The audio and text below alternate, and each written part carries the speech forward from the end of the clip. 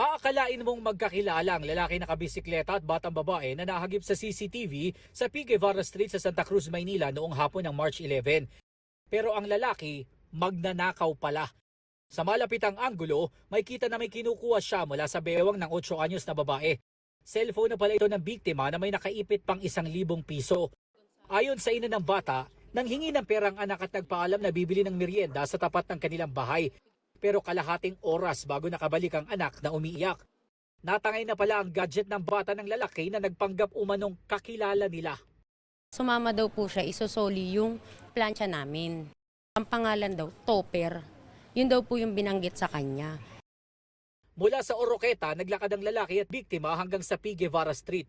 Dito na niya kinuha ang aabot sa 9,000 pesos na halaga ng cellphone at pera ng bata. May kita rin sa video na may hawak na karton ng bata habang pinipilit niyang maiwan ito sa bangketa.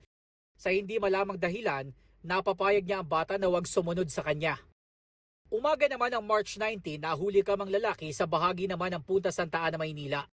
Pareho sila ng damit at sombrero ng lalaking nagnakaw sa Santa Cruz. Sinundan niya ng tingin ng 11 anyos na babae na bibili lang ng ulam noon sa karinderya. Lumapit siya sa bata pero umalis din kalaunan. Hinintay niya pala sa kanto ang bata.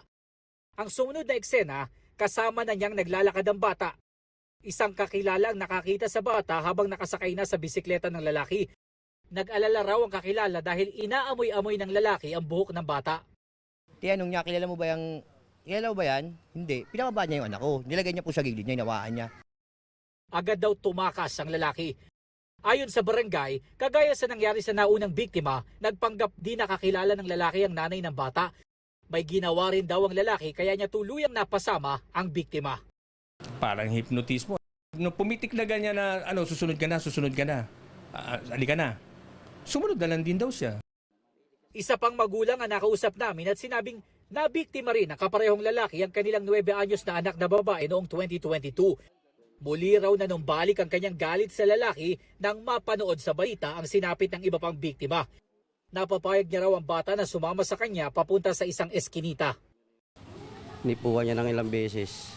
Dinakma niya yung isa lang ng katawan niya, pati sombrero niya mula nung naipuan niya yung anak ko nung matagal na. Gayon pa rin yung sombrerong gamit niya. Hanggang ngayon ganun pa rin. Ayon sa mga magulang ng mga biktima, nag-iwan ng trauma sa kanilang mga anak ang nangyari. Panawagan nila sa pulisya at lokal na pamahalaan na mahuli ng lalaki upang hindi na makapambiktima pa. Sinusubukan pa namin makuha ang pahayag ng Manila LGU at Manila Police District. Para sa GMA Integrated News, Jomer Apresto, nakatutok 24 oras.